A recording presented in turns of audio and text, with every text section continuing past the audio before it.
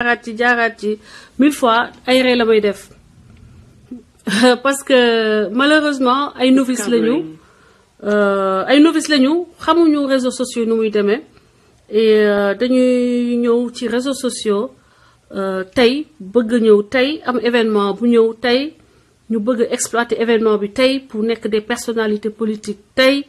bëgg diir mbagg koo xam ne def na fi presque une décennie 10 ans parce que 2010 ak léegi ça fait 7 ans dina nekk 8 ans ba may dugg nekk ci réseaux sociaux yi di liggéey li may liggéey nii xam bu baax réseaux sociaux yi bonsoir Sister Evelyne ñoom ñu yegg si tey bëgg tey ñu nekk di diiroo mbagg koo xam ne dafa tabax ay réseau ba Facebook bind ko di ko wax ni que tu es une maanaam Facebook moo may invité pour ma bokk ci groupe ma bokk Facebook lu ñu defal Facebook man ma joxe ci sama kàddu lu ñu defal pour communauté yi ma mën ci wax man sama kàddu mën leen jox sama feedback ci Facebook nu muy doxee pour ñu li may wax am solo ci ñoom Menlo Park Facebook fi Zuckerberg nekk ñoo may bind di ma wax pour ma bokk ci groupe boobu Power Admin la tudd Power administrateur pour que may décider di wan Facebook nan la ñu mën a yokkee liggéey bi mu gën a rafet gën a baax ñoo xam ne démb la ñu yegg si jëluñu jot temps sax construire réseau xamuñu nan lay demee ñu bëgg a ñëw jaar ci say réseau yow jaar say mbagg dem par force koo ci jox ko léegi il faut ñu leeral yenn affaires yi parce que Assane Diouf bu ko non dëgg la dama liggéey ay at ba yegg ba Facebook di ma bind di ma wax ne dañoo bëgg nga ñëw bokk ci groupe Power administrateur maanaam ku ñuy tabax ay communauté ba mu dëgër ngeen gis communauté yooyu laa jox Assane Diouf pour mu Sénégal yëpp xam ko yéen ngeen xëy sa ñenn ñi laay wax xëy benn jour su ma leen bàyyeeg Assane Diouf mënul leen ko mënul leen ko dara fenn ngeen ko dul yóbbu seen coow bu bëri yóbbul Assane Diouf fenn seen dugg ki génn yóbbul leen fenn parce que man fa loo leen def ma xam ko balaa ngeen bouger ma xam ko Assane Diouf ñetti nit ñoo leen mën a wax dara ci Assane Diouf jamono yi bu dul Malika jabaram muy Sali Diop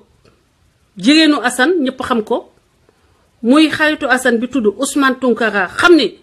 joxe nañu décision wax ni que moom rekk am droit wax ak avocat bi ak man mi Françoise keneen ku toog ci mbiru Assane Diouf di wax dafay fen ay kàcc la ku leen wax ni Assane Diouf je viens de avocat bi ci boppam laa waxtaanal tey ci suba partagé leen vidéo bi maître El Hadj Diouf laa waxtaanal mu ne ma dugal live nga wax lii te man ma yem ci loolu parce que loolu mooy sama rôle société sénégalaise lu tax du dox maçon bi day jóg bëgg a def liggéeyu plombier bi mécanicien bi bëgg a def liggéeyu ingénieur bi nga xam ne mooy concevoir oto bi loolu nag moo tax Sénégal du mën a dox jamais lii ñuy wax ci politiciens yi moo nekk suñu biir te tant que dindiwuñu ko dara du avancé parce que yow joxuñu la communication Assane santuñu la nga wax ci turu Assane parce que ba tey jii Assane man la dénk ay mbiram te dénkuma keneen communication Assane à part Modou Galsen jox naa ko fa ne ko parce que li muy wax pesé na ko teg na ko ci yoon ma seetlu ko ba xam ni ma fekkee ma ñàkk fekkee li muy wax day nekk lu jaar yoon ma ne Modou Galsen d'accord naa ci li nga kii des live may partagé keneen ku dul Modou Galsen mënul wax ci Assane Diouf parce que Assane joxu ko mandat man mi géré mbiru Assane joxuma ko mandat donc ay kàcc kese waruñu bàyyi ba Assane dugg en prison ku nekk rek boo wéetee xool gisoo loo def nga ne daa dugg live wax ci Assane warut a demee noonu parce que communication stratégique la ñuy def wax naa leen ko keroog avocat am dina wax avocat am suba dina dem grand jury avec Mamadou Ibra Kane incha allah à 11h loolu la ma wax leen ko dina dem suba émission grand jury ma bëgg yéen ñëpp ngeen déglu maître El Hadj Diouf suba gannaaw information yi ma leen di jox dina ñëw ak man en duo live Facebook pour une première maître El Hadj Diouf dina ñëw ak man live ñu wax ñu wax ci dossier bi mu leeralal leen lépp loo xam ne soxla ngeen ko xam ci dossier Assane Diouf donc ñiy wax nañu tëj seeni làmmiñ parce que Assane Diouf joxu leen mandat man mii Assane Diouf délégué ay mbiram joxaguma leen mandat te képp kuy yëngatu ci mbiru Assane Diouf joxuma la mandat mooy ni da ngay yëngatu ci ngelaw bi ay ngelaw ngay brasser te man fëkk yóbbuwuma ay wax yu ndaw yóbbuwuma Assane Diouf kenn torturé wu ko Assane Diouf kenn dóoru ko Assane Diouf dañ ko dugal ci nekk mu nekk ci condition yu baax Assane Diouf mu ngi ci jàmm maître El Hadj Diouf maître El Hadj Diouf démb la gis Assane Diouf à 19h ñi nga xam ni ñoom ñooy liggéeyal palais ñooy wër di wax que Assane Diouf torturé nañ ko dóor nañ ko def nañ ko lii wala def nañ ko laa pour que képp kuy ànd ak Assane Diouf nga tiit nga daw nga ni bu ñu defee Assane Diouf lii kon man bu ñu jotee ci man loolu lañ may def c'est de la manipulation te bu fekkoon ni da ngeen di déglu kon doo leen di toog di live di dajale duulu palais yi di ko séddale ay nitu Assane Diouf mais comme ku ci nekk boppam la fa bëgg a nekkal ku ci nekk bëgg na siiw salaamaaleykum nga siiw salaamaaleykum nga utiliser Assane Diouf pour yéeg loolu moo tax lii yëpp di am ku ñu ne live bi nañ ko teg ci yoon nañu waxtaan ci nan lañ ko nañuy defee live ci yan contenu ak nan ban méthode communication nga mel dugg ci groupe yi dugg sa groupe WhatsApp amee Françoise Hélène Gaye matin midi soir Françoise Hélène Gaye matin midi soir loo wax yëpp ñu jottali ma ko am leen jom te ngeen seet ci Assane Diouf Assane Diouf nekkul mën a yéen yaa leen nekk ci mën a te di ma use pour wax ni man maa nekk ci mën a nekkuma ci mën a man tànnuma ni Assane Diouf jiital ma Assane Diouf moo ma jox yan bu métti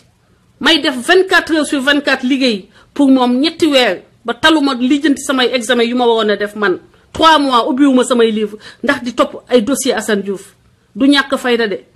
c'est de l'humanisme ak ngor ngeen di wër rek di duul di dajale dama am ay réseau yoo xam ni du Assane Diouf moo tax ma am ko Assane Diouf daf ma fekk ma am samay réseau te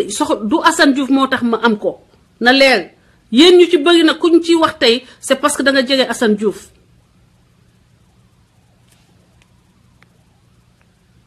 c'est parce que da ngeen jege Assane Diouf moo tax ñu leen di tudd tey parce que avant Assane Diouf kenn déggul leen du question ni Assane Diouf moo yee lu doon nelaw ci yéen déedéet danga nelawul woon ci yéen ña doon yëngu ci Sénégal ñu ngi doon yëngu amul ku juddu Sénégal nga nelaw ba am 30 ans am 40 ans la ngay yow pour Sénégal di doog a yeewu ña doon yëngu ñu ngi doon yëngu ci Sénégal man dama yëngu ci Sénégal balaa ma xam Assane Diouf kon na ngeen bàyyi di ma jaxase ak ay réseau Assane Diouf ay nitu Assane Diouf di yàq bopp xale yi parce que xalaat ngeen ni xale yi duñu comprendre manipulation yi ngeen di def Serigne Assane Mbacké dama ko woo parce que dama ko xam avant Assane Diouf Assane taxul ma xam ko di ko ñaan njekk di ko wax pour mu ñaanal ma sëñ Bass Abdou Khadre mu xam ni Assane taalibe murid la te weddiwul li muy doon kilifam pour que ñu lijjanti dossier Assane en tant que murid ñu bàyyi politiciens yi bañ leen jaxase lu rafet rek laa wax ak sëñ Bass sëñ Assane Mbacké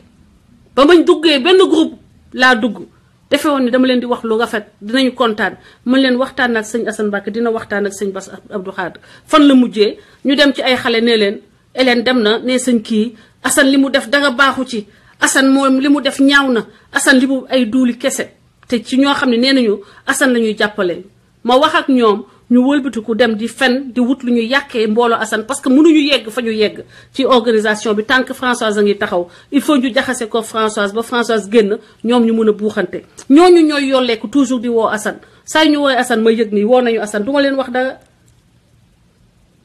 bàyyi leen li ngeen nekkee bàyyi leen di wut raccourci bàyyi leen courte échelle dee leen liggéey seul le travail paie dans tous les domaines Assane Diouf mu ngi ci jàmm bu ko kenn ñaanal ay torture bu ko kenn yéene ay torture bu ko kenn sosal naan dañ ko torturer maître El Hadj Diouf nee na Assane il va bien gis nga ko démb 19h donc mbokk yi loolu la ma maître El Hadji Diouf wax pour ma ñëw wax leen ko gis ngeen ni tey taluma sax teg musique ndax fenn yi nga xam ne nit ñi nekk suñu biir pale yónni leen ak manipulation yi moo bëri ba li ma maître wax ma dugg ma xam ni war naa dugg moo tax ma force mais dama newoon damay noppalu week-end bi yëpp ndax dama sonn 24 heures sur 24 lay nekk ci téléphone ak ci ay organiser ay affaire ak ci woote Sénégal woote ñu mën a jàpp ñi nga xam ne mën nañ ci jàpp te duma toog fii di ko wax Assane a ngi si jàmm kenn torturé lu Assane ku leen ko wax day fen te ku leen wax fen bu day nii bu leen waxee beneen fen ci suuf jàppale ni lépp ay fen la te ku ma ci bloqué ku ne c'est parce que damaa xool ba xam ne fenkat nga naa fekk nga dafa am looy wut te du jaaree ci man liy sànq Assane du jaaree ci man lii indil Assane problème du mës a jaaree ci man incha allah waaye nag nguur gi dugal na ay nit suñu biir am na ñoo xam ne kenn xamul lu ñuy def ak lan lu ñuy wut manipulation yi bu leen déglu te may wax xale yooyu ci groupe WhatsApp yi bu fekkee ne yéen da ngeen bëgg Assane Diouf na ngeen bàyyi ne toujours man ngeen di xeexal parce que fii man rek maa fi liggéeyal Assane Diouf sincèrement ak ñi ànd ak man te wutuma dara ci Assane soxlawuma dara Assane mënuma yóbbu fenn du Assane moo ma mën a yóbbu fenn dama yegg fu ma yegg si nii avant Assane ngeen bàyyi bu nit ñi ñëwee jaar si yéen ngeen naan dañuy dugal Hélène pour saaga ko mais yëfu dof yooyu mooy lan waa grand jury suba maître El Hadji Diouf dina nekk émission grand jury à 11h du matin avec Mamadou Ibra Kane semaine bi wala ci week-end bi ñëw maak moom dinañ def live na ngeen bàyyi nit ñi di leen manipuler parce que loo xam ne la mënuma wax ak kenn ku nekk ci yéen moo tax may dugg ci live bi di leen expliquer que ñii nekk suñu biir du forcément ñoo xam ne ñun ak ñoom ñoo bokk li ñuy xeex ñun ak ñoom bokkuñu li ñuy xeex ñenn ñi ñu ngi xeex pour que ñu ne leen kaay toog fii ñu jox la lii ñenn ñu ngi xeex pour que Françoise Hélène Gaye jóge fii parce que defe nañu ni Françoise Hélène Gaye tant que mu ngi toog ñoom du ñu mën a jege Assane ba ñu mën a am lu ñuy am à travers Assane mani la ku bëgg Assane Diouf na nga bàyyi di propager ay fen surtout fenu palais bi bàyyi leen fen yi parce que fen yi arrangé wul Assane moralu ñi ànd ak Assane dañu jéem a atteindre pour que gars yi ragal beneen fen bu kenn xamul nu mu toll muy fen bi ñu wax ni que man Modou Galsen maa tax mu bàyyi live te ma toog ay fan di wax ak Modou Galsen ay heure ki heure pour ne ko moment bii nii bul nangu du moment bi ñuy génn moment bi du moment bi ñuy bàyyi mais nag man dama respecté doomu aadama bu ma waxee wax nit ki jàpp fi mu jàpp TFM la TFM mooy def grand jury non si TFM maa ngi leen defal publicité tey mais Maître El Hadji Diouf ku ma respecte la ku ma naw la donc mun naa def loolu grand jury demain 11h Maître El Hadji Diouf dina fa nekk moom ak Mamadou Ibra Kane loolu la ma Maître El Hadji Diouf wax sànq RFM xaw ma ban ci la de RFM waaw bindaleen ngeen def rectification yi su ma ko gisee après dinaa ko jàllalewaat en tout cas ci groupe Youssou Ndour bi la RFM grand jury Maître El Hadji Diouf demain 11h ak Mamadou Ibra Kane merci Cheikh Sidia Diop di wax ni que bu ñu bëggee changer Sénégal dañuy commencer muus ñun ci ni ñuy xeexee parce que mënuñu ne dañuy changer Sénégal ku dugg suñu biir wax rek jaxase suñuy ligne ñëpp a jaxasoo bu ñu waxee ni man Modou Galsen maa tax mu bàyyi live loolu est-ce que nit war na ko déglu rek war ko mun a gëm te man may jël Modou Galsen di ko partager samay réseau yëpp ba ci sama site web bi jubbanti.com ma ko fay partager di ko jox visibilité lan mooy tax ma xëy di wax Modou Galsen bàyyi live parce que man rek maa war a live yi man damaa gisul ku mët su ma gisee ku mët dama lay publier maa ngi partager Alain Diémé maa ngi partager Modou Galsen ku ma xool sa live gis ni li nga wax Moussa Mbaye saa yu live ma partagé ko lu ma mën a partagé dama koy partagé mais lu ma mënut a endossé du ma la partagé parce que ëllëg tam s'il y a problème dañu ne moom la lu mu am rek problème bu mu am ele na ko teg surtout ak la malhonnêteté ambiante léegi Modou Galsen moom moo ñëw dox parce que jaxasoo yi ci groupe yi mënuma wax ak yéen ku ci nekk benn par benn moo tax fii laa koy waxee jaxasoo yi ngeen nekkee xiiroo beeg ŋaayoo bi man moo tax ma génn ci groupe bi parce que dama toog ñaari fan di ci wax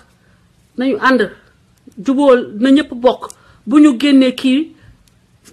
xajal kii ne xoolal ay ni diw bu fi duggee du ma fi nekk diw bu fi wax man du ma fi wax diw yooyu bu amee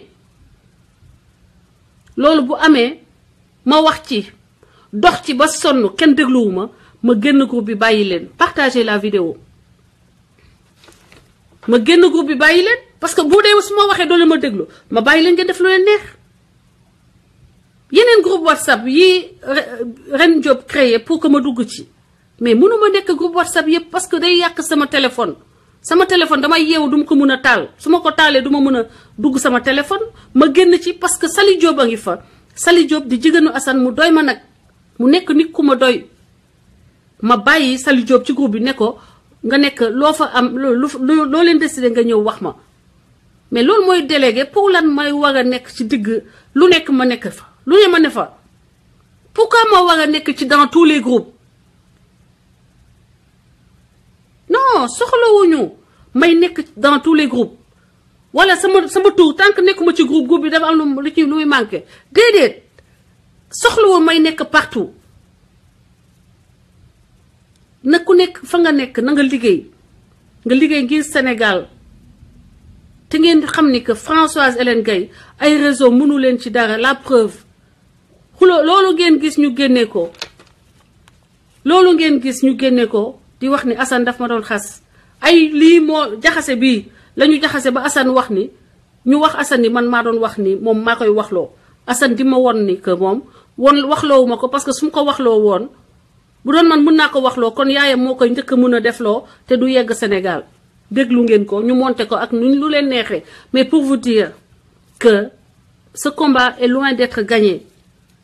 et il va être dur mais balaa ngeen di ma jàppal ay fen ñëw leen ba vérifier fen yi wala fen yi xool leen ndax fen yi make na sense Modou Galsen dama wax ak moom mu ne bu juboo amul moom day dem yoonam du dëgg mu ne day dem yoonam ma respecte décision te moom demul dafa ne bu ñu jubooyee ànd bien sûr groupe boobu nga xam ni dañuy ne diw waru fee nekk diw ak diw waruñu fee nekk wala diw bu duggee duma ci wax yéen ngeen mënu leen supporter benn groupe am ñenn ñi bañ nekk ci ngeen bëgg ma forcer ma dem di juboo xoma ak ay xoma nit yoo xam ni dañ ma kàmbalaat ma mais attendez soyez cohérents soyez cohérents te ngeen bàyyi manipulation yi ngeen di ubbi buntu manipulateurs yi ñuy foowee seen kaw nee nañu dinañu tas groupe yi parce que avant ma ubbi groupe yi amul benn groupe bu taxaw Macky Sall dafa faxoon ba sénégalais yi tiit ñemetuñu groupe WhatsApp yi te nag ma leen di wax ni ba ma xuloowee Assane bokk ba xuloo boobu ngeen dégg noonu ba ma toog ci la Sénégal de la vérité juddu ci la problème yu bari am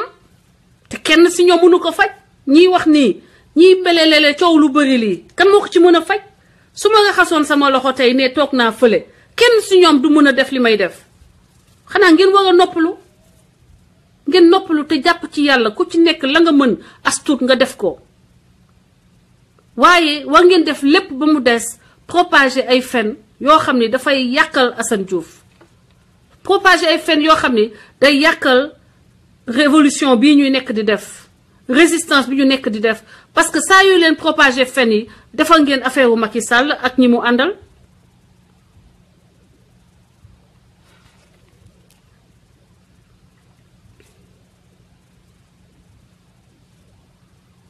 ba may wax ak sëñ Assane Mbacké kan si yéen moo fekkee ba mën a wax ni que damaa nekk naan Assane la mu wax lépp dara du ci dëgg dara du ci yoon yéen kan ci yéen moo ko fekkee kan ci yéen moo fekkee yéen ñi nekk ci groupe Talatay Nder kenn si yéen moo ko génnee fen yooyu kenn si yéen moo ko génnee parce que yéen rek laa wax ni wax naag sëñ Assane Mbacké foogoon ni que tristesse bi ngeen amoon dina tane ndekete yoo da ngeen koy jël dem di fen ku ma waxal yaa ngi enregistré pour yu am foo koy yóbbu lan moo tax génnewu leen audio comme da ngeen may enregistré tout le temps lan moo tax génnewu leen audio génne leen audio yooyu may wax ni man maa wax gars yi balaa ngeen réagir wax leen ñu jox leen audio comme ñu ngi génnee audio yoo xam ne ci boppam amul bopp amul genn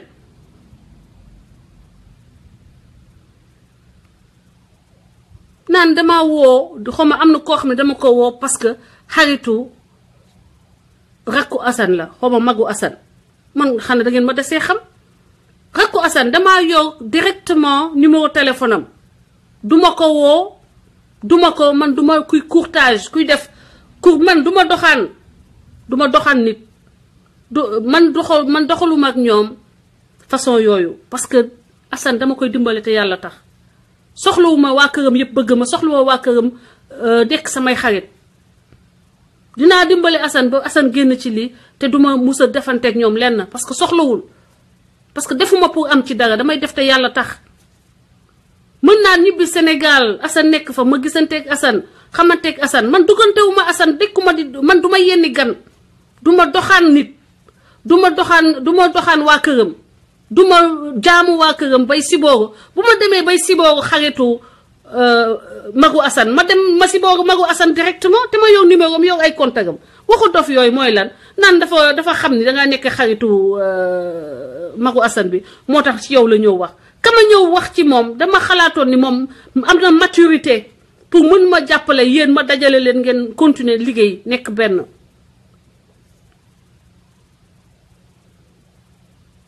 audio yooyu baax na ci audio yooyu daf ci baax ngeen xam ni que Assane Diouf maak moom nekkuñu ma koy raay wala mu may raay dañuy waxante dëgg moom li ko doy mu def ko may dee ma tegal leen audio yépp dama koy wax li ma xalaat lu souvent musuma ko wax li ma xalaat nekk loo xam ne dafay tax moom mu soppi li mu xalaat loolu moom personnalité am la dama koy wax li ma xalaat waaye bu ci jógee moom li ko doy lay def le Sénégal de la vérité c'est le gouvernement qui est derrière c'est la radio Il est midi ma wax ci titre ma war a nag tiitaru parce que man bañ koy def Idrissa Seck fekk Idrissa Seck premier ministre la ñu wutal ko rajo la woon ñu wutal ko rajo pour tilimal ko ba ñu koy def Abdoulaye Wade président la woon ñu koy wutal ay journaliste ay kii de presse pour yàq deram man Françoise Hélène Gaye simple citoyen sénégalaise amuma benn liggéey boo xam ne gouvernement bi laa ko yoral lekkuma 1 franc au Sénégal ma jaral leen ñu wutal ma page YouTube ma jaral leen ay équipe taxaw di surveiller sama page loolu moo am fi mu ne su ma bindoon bonjour gis nañ ko ba copier nañ ko teg su ma nee sama bopp day métti photo nañ ko teg dem nañu wuti ay Google satellite photo sama kër photo sama partout you know non loolu la ñu bëgg du ma bàyyi live dañ may woo naan ma bàyyi live di nga ndeyam bàyyi live déedéet su ma lu ma neex lay def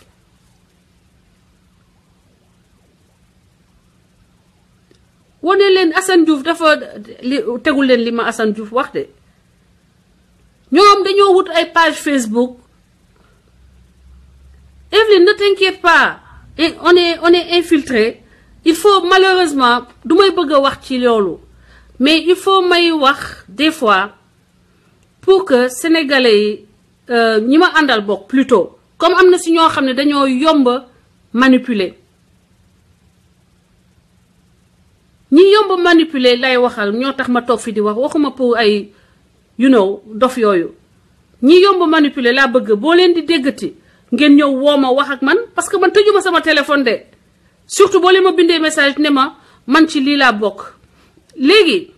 conversation boobu mu ngi jógee ci le fait que Assane Diouf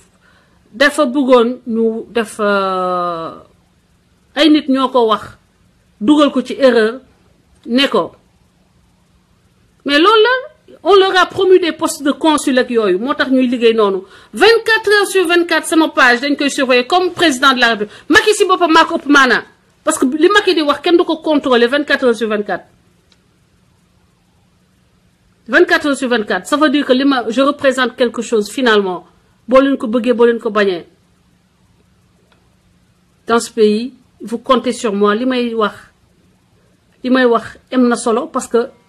ay coggalu góor lu ma ay 10 góor ak ay jigéen yoo xam ne dañoo màgget nekk fële ay Espagne ak yooyu di rêver ñu indi leen Amérique ñuy lett dans les salons ak di rêver ñu takk leen ñaareel ñetteel te xam ne ñooñu ñuy jaamu ñu leen di pour ñu takk leen ñaareel ñetteel seeni jabar a leen yow mbala ay gigolo lañu ay góor ay meeru tubaab meeru américaine a leen di yow ngeen toog foofu Espagne ak seeni France yooyu seen ñàkk jëkkër naan da ngeen di wut ku leen di takk da ngeen di sonal seen bopp ñii dañ leen di fool da ngeen di rêver rek ñu utiliser leen nag comme ñu utiliser leen ngeen di leen liggéeyal seen yëfu dof te yéen comprendre leen loolu ay vieille fille de la ñu jiital ci jigéen yi baatu jigéen boo leen ko dégg mooy vieille fille baatu góor bi mooy Seydina Seck Bulldog bun fokkin boobu ñàkk xorom kenn faalewu ko par force man lay lekk sama xaalis waaye bu soobee yàlla 1 franc bu mu encaissé ci poosam lekk ko mbala njabootam lekk ko baaluma ko yàlla na ma yàlla lay def ma layoo ko ñoom ñooñu di wut xaalis sama tur te di ma fenal donc loolu moo tax xale yi ma toog tey surtout yéen ñi nekk ci groupe WhatsApp yi parce que damay jàpp ñoom dañ may ne bul wax bul tontuwuma leen mais yéen lay waxal ngeen xam ni manipulateurs yi ak waa palais ñoo ngi suñu biir te dañoo juré que waaw Assane rek a doon wax dinaa leen tegal fi nga xam ne dama doon wax ak Assane mu ngi nii Assane ñoom ñoo pousse Assane waaw ñi nekk waa France yooyu ñoo wax Assane na def benn kii pour mu dem Tiwaawan affaire bi foofu la commencé pour mu dem Tiwaawan bale sëkk yi ok léegi Assane wax léegi nañu dajale gars yi ne ko dangay wax groupe yi ñu dajale xaalis exactement dajale xaalis man ma dugg après ma ni Assane wax ñu kan la ñuy yónni xaalis bi Assane ne ma soxna Maimouna Diallo ma ni ko ok ma dugg ci groupe yi wax ko ba ma duggee ci groupe yi wax soxna Maimouna Diallo ndeke am na ñoo xam ne loolu métti na leen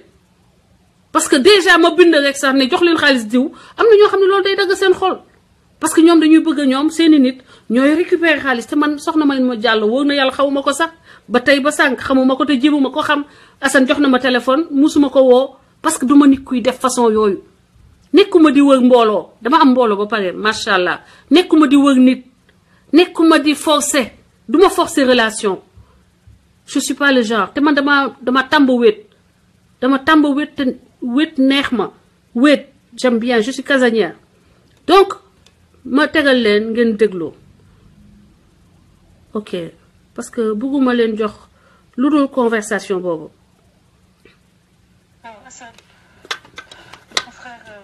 gis naa sa message dama amoon rendez-vous. ok xaaral ma def kii bi xaaral ma defal leen haut-parleur bi ngeen dégg bu baax la version officielle message yooyu noonu ngeen déglu version officielle bi dégg ngeen na parce que comme dañoo am ñoo xam ne seeni bopp dañoo nooy ku ñëw wëlbati fen leen ñu daal di jël te loolu mën na yàq liggéey bi dama leen di may xam naa ni Assane Diouf toujours daf may wax bul faale ne ma sister dañoo bu la neexee nee nañu bu la neexee oh je suis en train de connecter avec la voiture te fii laa bëgg connecter oh là là so c'est pour vous dire que gars yi El Hadj Diouf jox sànq la waxtaan ak maître El Hadj Diouf Assane Diouf démb ci guddi ngoon la mujjee gisanteeg maître El Hadj Diouf Assane Diouf kenn dóoru ko Assane Diouf kenn torture ko Assane Diouf kenn saagawu ko Assane Diouf kenn defu ko dara ci lu fen yi ñuy fen nii loolu yëpp ay fen la kenn torturé wul Assane Diouf c'est des mensonges asalaamaaleykum. Allô? Allô, oui. Oui, sister. Oui, bonsoir. Sister, moi, Boubacar Latoudou, j'appelle de Paris. Je vous suis souvent. Merci, Boubacar. Et j'essaie souvent de rentrer, mais bon, je sais affaire yi saturé. Ouais, dafay xaw a xat yenn saay. Mais sister, xam nga man benn affaire rek laa la bëgg a yëgal gis nga xeex buy waaj a sotti.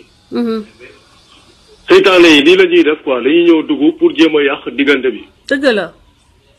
te man dama gëm benn affaire te Assane dama ko dégg mu wax benn kaddu. te man kaddu boobu laa jàpp. te yow dama la dégg nga wax benn kaddu. te kaddu boobu laa jàpp ci yow aussi. parce que yow dafa am loo wax li nga xam ne lu am solo la. te man dama ko jàpp te man nit ci kaddu laa lay jàppee. dëgg la te ci kaddu laa lay bàyyee.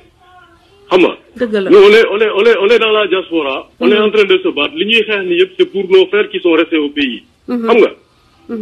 te gis nga liggéey bi ngeen nekk di def nii Assane lu mu yëngal nii. ak yow. aujourd'hui plein de gens tey bëggoon nañu nekk am la paternité de tout cela. dëgg la ñu bëre bëggoon nañ ñu naan ñoom ñoo tax lii am. Sali maa ngi lay woo. effectivement. parce que vous avez je vais vous dire une chose hein aujourd'hui vous n'êtes plus des Sénégalais ordinaires comme nous hein. comme nous autres. ah bon. Ce n'est plus comme non mais attends je vais te dire une chose. parce que vous êtes des meneurs d'hommes. Tu imagines moi je te connais pas xamuma la xamusoo ma gis. xamantewuñu. Tu imagines aujourd'hui je prends mon temps. je suis pressé que nga def live pour ma ñëw toog di déglu. parce que au moins je me suis dit que aujourd'hui il y a eu un relais Assane Diouf a un relais. dëgg la et le relais là tax na ci biir àdduna yëpp. dëgg la. donc tey lépp looy wax ak lépp looy def tey sa posture da nga ko war a xool waroo xool sa bopp tey parce que moomatoo sa bopp. comprendre nga. dëgg la. tey ñun ñëpp on a une part am na lu ñu moom ci yow loolu yàlla moo ko def te yàlla ci yow la ko jaarale ak Assane. dëgg la. te xam nga sénégalais ñun ñëpp ay naafeq lañu Sénégal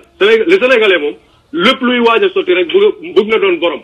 dëgg la. wala mu bëggoon mu nekk moom. dëgg la. mais li yàlla tudd yàlla lu mu tudd mooy que yow ak Assane Diouf yàlla moo leen boole. te fi mu leen boole. man fekke ma ko keneen fekke wu ko kenn du ko fekkee. dëgg la. te benn nit benn doomu aadama mënu ko yàq. dëgg la. waa ji wax léegi le gars qui vient de parler là franchement j'ai bien aimé sa réaction. dinaa ko def Maguette Gueye su ma paree dinaa woo jigéenu Assane yi ma xam yëpp. ma dajale leen ngeen ànd liggéey. du ma mën nag di nekk seen biir tous les jours. mais xam ngeen leen mooy xeex bi xeex leen ko. xeex leen ko. sister. allo sister. waaw oui. sister xam nga man waa Casamance la man làkkat laa. dëgg la am na loo xam ne ñun dañ koy bañ. xam nga nit koo xam ne celui qui n'a rien à dire gémmiñ buy nàcc du wax jàmm. dëgg la. yow ku mu toll nii yow ku la xool ci suuf ba ci kaw xam na ni yow ku yaru nga te fi ñu yaree doom yu baax yi foofu lañ la yaree. dëgg la parce que moi j'étais beaucoup suivi ah waxuma lu lay neex wala quoi que ce soit est-ce que comprendre nga. dëgg la. mais bañal nit ñi dëkkal la fi nga xam ne dëkkuloo fa te doo fa mus a dëkk parce que yarewuñu la noonu. dëgg la. mais nag gis nga man dinaa la benn affaire ah gis nga Sénégal dama ragal Sénégal léegi. je te jure man mi sax ñemetuma sax wax ak nit dama ragal sénégalais. ñemetuma sax wax ak nit ndax wor ay wor gauche wor droite koy waxal mu ngi kap di enregistré man duma enregistré kenn sister xam nga